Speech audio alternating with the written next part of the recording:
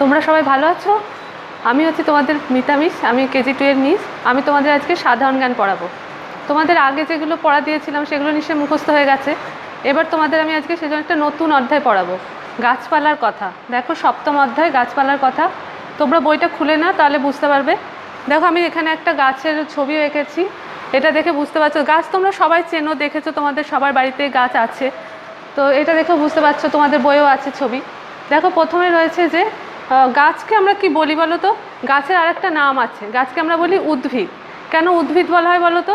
কারণ গাছ হচ্ছে মাটি ভেদ করে জন্মায় বলে আমরা গাছকে উদ্ভিদ বলি। মাটি, এই যে বললাম, মাটি ভেদ করে জন্মায়। ভেদ করে জন্মানো মানে কি বলো তো? যেমন হচ্ছে ধরো আমরা কোনো বীজ আমরা তো মাটিতে পুঁতি, মাটি ছাড়াও গাছ জন্মায়, অনেক গাছ জলেও জন্মায়, কিন্তু বেশিরভাগ গাছ মাটিতেই জন্মায়। আর আমরা মাটিতেই গাছ লাগাই। যেমন ধরো কোনো বীজ আমরা মাটিতে পুঁতলাম, পোঁতার পর সেটা দেখবে মাটি থেকে উপরের দিকে গাছটার পাতা, কাণ্ড এগুলো হচ্ছে বেরিয়ে আসে। এই যে মাটির নিচ থেকে গাছটা উপরের দিকে উঠছে, এইটাকে বলা হয় মাটি ভেদ করে ওঠা। তো সেই মাটি ভেদ করে ওঠে বলে গাছের আরেক নাম হচ্ছে উদ্ভিদ। তাহলে এই যে প্রথম প্রশ্ন দেখো তোমাদের বইয়ে আছে, উদ্ভিদ বলতে কি বোঝো? তাহলে মাটি ভেদ করে যা বেড়ে ওঠে তাকেই বলি আমরা উদ্ভিদ, তাই তো? উদ্ভিদ মানে হচ্ছে গাছপালা মাটি ভেদ করে তো বেড়ে ওঠে। তারপর হচ্ছে পৃথিবীতে কত রকমের উদ্ভিদ আছে। আমরা নানা রকমের উদ্ভিদ দেখতে পাই। উদ্ভিদ মানে গাছপালা। তোমাদের বাড়িতেও অনেক রকমের গাছপালা রয়েছে, ফুল গাছ, ফলের গাছ, এছাড়াও নানা রকম গাছ আমরা দেখি চারিপাশে। এরকম আমাদের পৃথিবীতে তাহলে ভাবো কত রকমের গাছ আছে।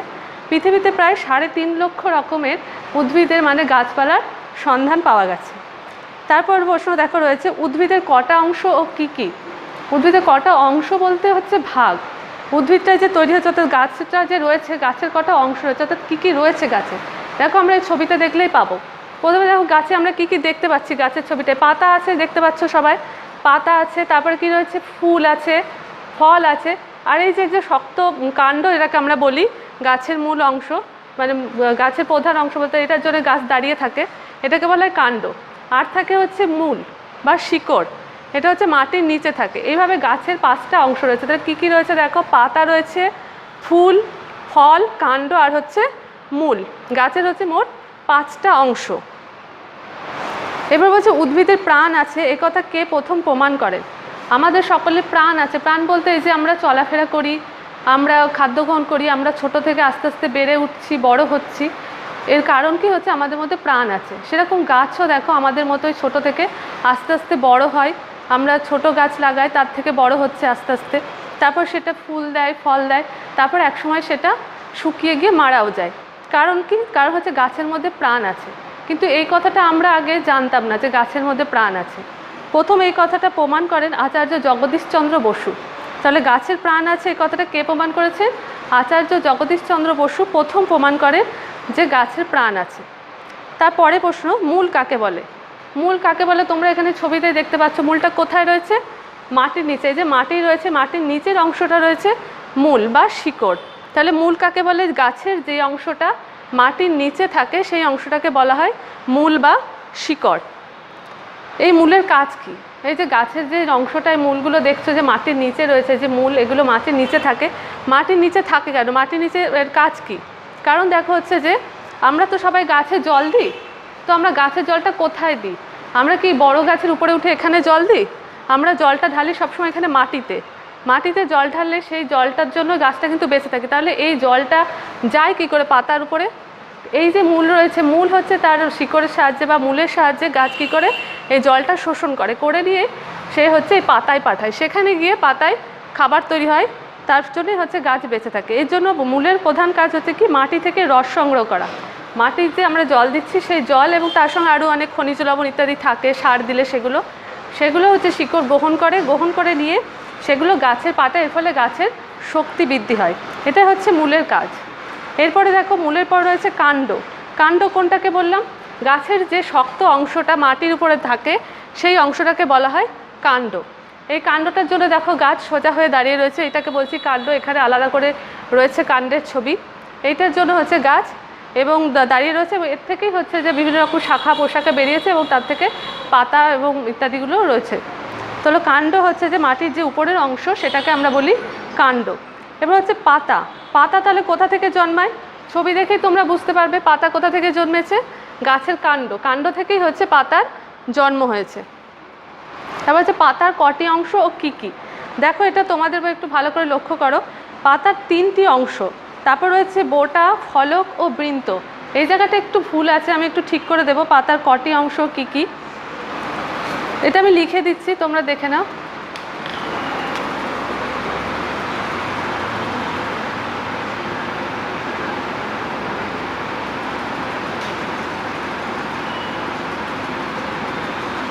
পাতার কয়টি অংশ ও কী কী।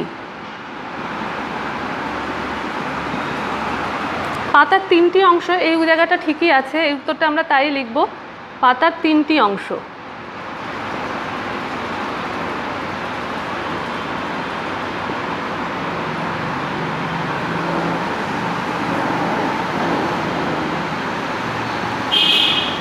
এই যে রয়েছে তারপরে কি কি, দেখো বোটা, ফলক ও বৃন্ত, এই জায়গাটা ভুল আছে।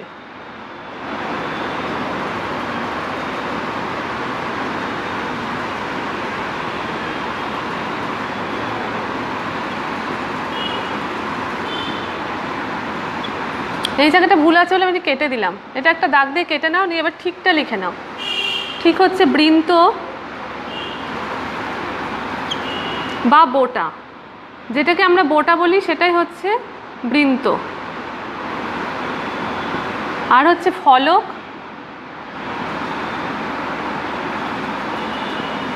ও আর একটা অংশ হচ্ছে যেটা বই নেই, সেটা হচ্ছে পত্রমূল।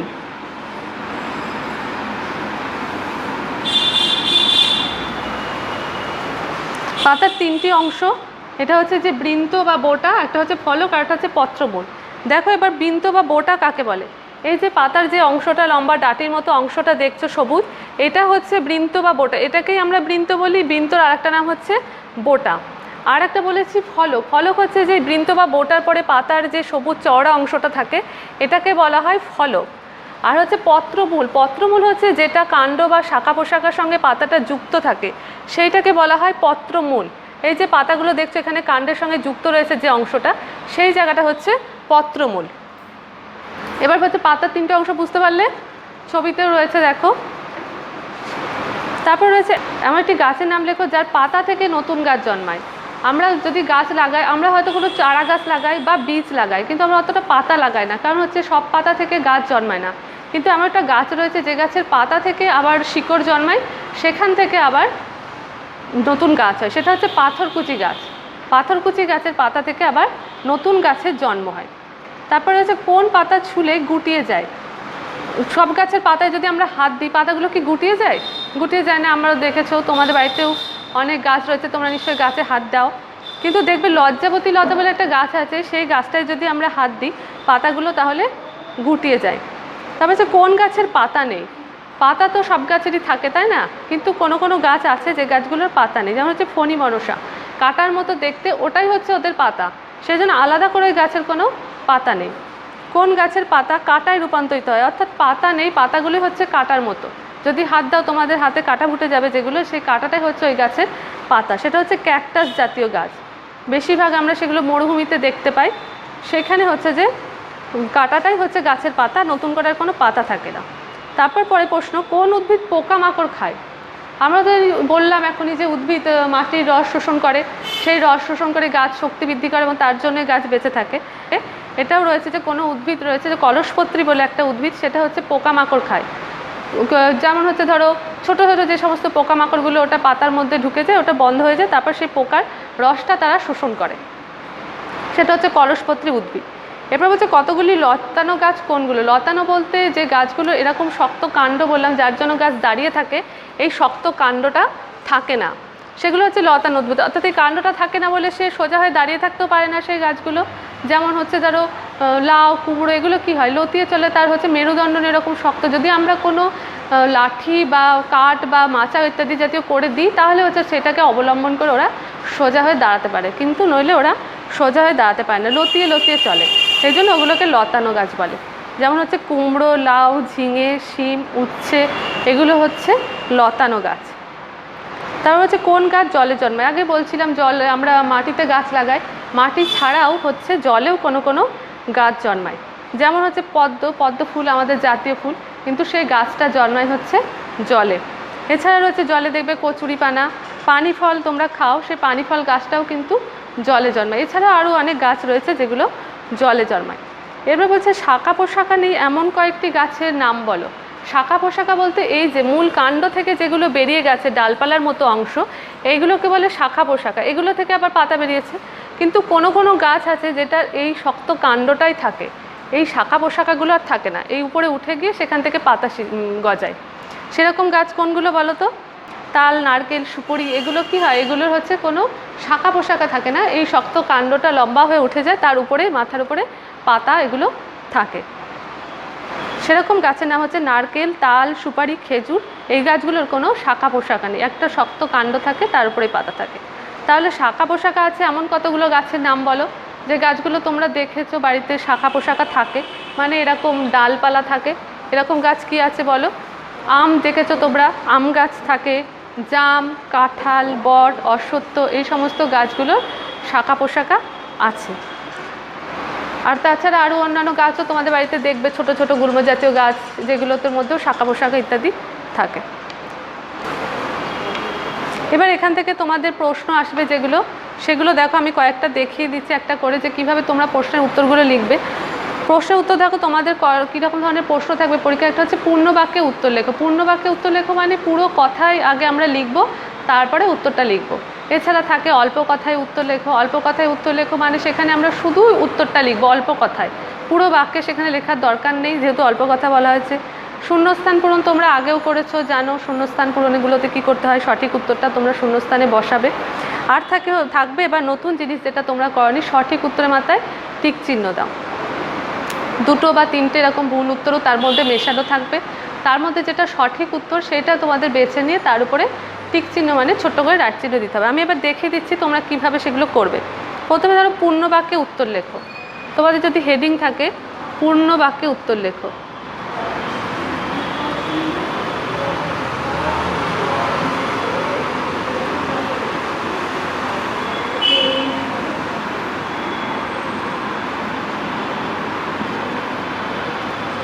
ধরো এরপর আমি তোমাদের প্রশ্ন দিলাম, জলে জন্মায়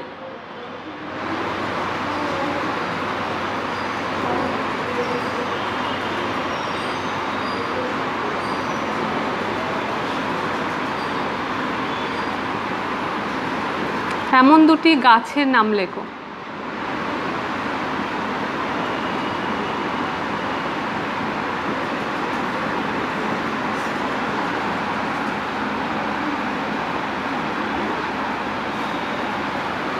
এবার এটার উত্তর লেখার আগে তোমরা সবসময় হেডিংটা দেখবে, যে উপরে আমি তোমাদের হেডিংটা কি লিখতে দিয়েছি। এখানে লিখতে দিয়েছি পূর্ণ বাক্যে উত্তর লেখো। তাহলে কী করতে হবে, আমাদের পুরো বাক্যে প্রশ্নটা লিখে নিয়ে তারপরে আমরা উত্তর লিখবো। এখানে যদি তুমি লেখো জলে জন্মে এমন দুটো গাছের নাম আমি দিলাম, তুমি লিখলে পদ্ম বা শালুক, তাহলে কিন্তু হলো না এটা পূর্ণ বাক্যে।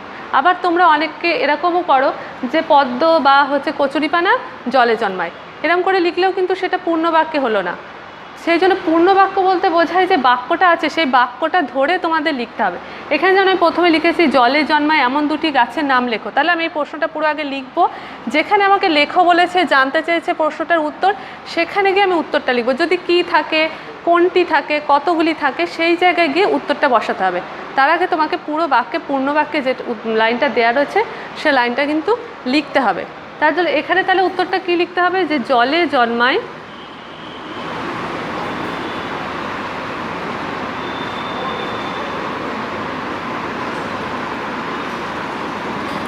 এমন দুটি গাছের নাম হলো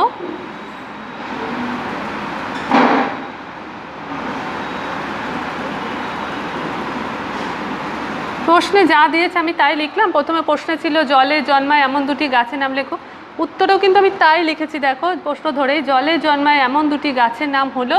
এবার আমরা লেখো বলেছে, লেখোটাকে লিখবো, আমাকে তো এবার লিখতে বলেছে উত্তরটা, আমি এবার তাহলে উত্তরটা লিখবো। জলে কী কী জন্মায়, পদ্ম আর হচ্ছে কচুরিপানা লিখতে পারো।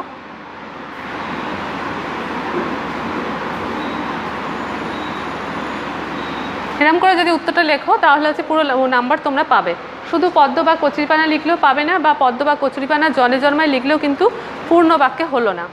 এবার দেখো এই উত্তর প্রশ্নটাই যদি আমি তোমাদেরকে দিই অল্প কথায় উত্তর লেখো।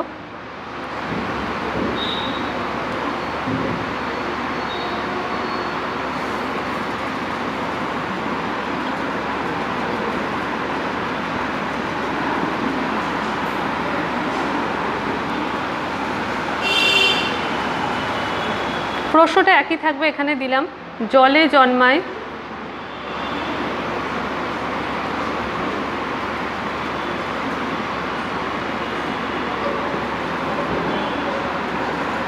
এমন দুটি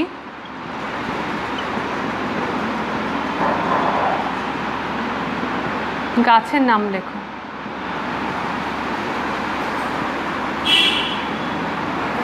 এবার উত্তরটা কি লিখব? এখানে যেহেতু হেডিংটা আমাকে আগে দেখতে হবে, এখানে কি রয়েছে, অল্প কথায় উত্তর লেখো। তাহলে আমি আগেরটার মতো কি জলে জন্মায় এমন দুটি গাছের নাম হলো পুরো বাক্যে লিখবো? আর লেখার দরকার নেই, কারণ অল্প কথায় বলেছে, তাহলে আমি শুধু অল্প কথায় উত্তরটাই লিখবো, পুরো বাক্যের লাইনটার আমার লেখার দরকার নেই। তাহলে গাছের নাম দুটো কি কি? পদ্ম, কচুরিপানা। শুধু এই উত্তরটা লিখলেই হবে। এখানে আর পুরো বাক্য উত্তর লেখা দরকার নেই। এছাড়া থাকবে শূন্যস্থান পূরণ করো, সেটা তোমরা সবাই আগে করেছো, জানো, এটা নতুন জিনিস নয়।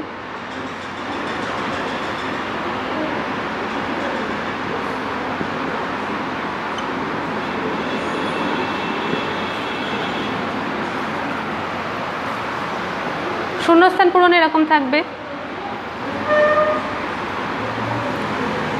ড্যাশ গাছ জলে জন্মায়।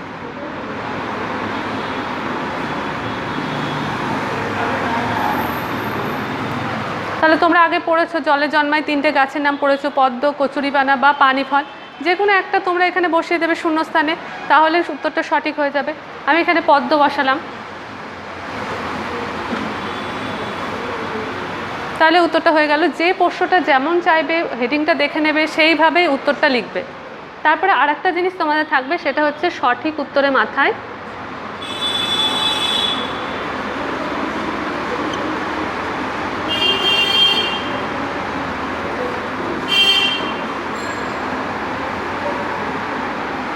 টিক চিহ্ন, মানে হচ্ছে রাইট চিহ্ন, ছোট করে রাইট চিহ্ন দেবে।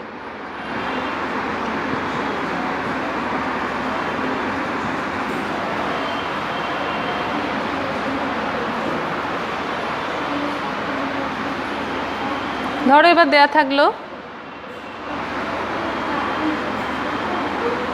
পদ্ম, এই যে এই দাগটা দিলাম, এটাকে অবলিক দাগ বলে। অবলিক মানে হচ্ছে অথবা, পদ্ম অথবা ধরো আম গাছ থাকলো।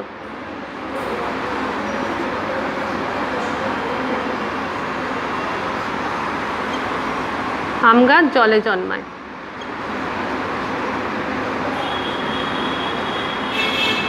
এবার কোনটা সঠিক উত্তর বলছে, সঠিক উত্তরের মাথায় টিক চিহ্ন দেওয়া, অর্থাৎ যেটা সঠিক উত্তর হবে, মানে সঠিক মানে ঠিক, সেটার মাথাতে আমি এই রাইট চিহ্নটা দেব। তাহলে এখানে পদ্ম আছে আর আম আছে, কোন গাছটা জলে জন্মায় আমরা সবাই জানি, আর এতক্ষণ পরে তোমাদেরও মুখস্থ হয়ে গেছে যে পদ্ম গাছটা জলে জন্মায়। তাহলে আমরা ওইটার মাথাতেই রাইট চিহ্নটা দিয়ে দেবো, এরকম করে রাইট চিহ্ন। বুঝতে পারলে যে এখানে যেরকম হেডিং থাকবে সেই প্রশ্নের আমরা সেইভাবেই উত্তরগুলো লিখব। যেখানে হচ্ছে অল্প কথায় চাইবে সেখানে শুধু অল্প কথায় উত্তর লিখবে। পূর্ণ বাক্য বললে বারবার বলছে এটা তোমরা বারবার ভুল করো, পুরো লাইনটা আগে লিখবে, লিখে নিয়ে তারপরে যেখানে কি বা কোনটি বা লেখো এরকম বলবে, সেই জায়গাটাতে গিয়েই উত্তরটা বসাবে। ঠিক আছে, তোমরা বাড়িতে ভালো করে অধ্যায়টা পড়বে, কোনো অসুবিধা থাকলে তখন আমাদেরকে জানাবে, আমরা আবার বুঝিয়ে দেবো। আর হচ্ছে যে সবাই ভালো থাকবে, সুস্থ থাকবে, আর এখান থেকে আরও প্রশ্ন দেবো, তখন তোমরা সেভাবে বাড়িতে অভ্যাস করবে।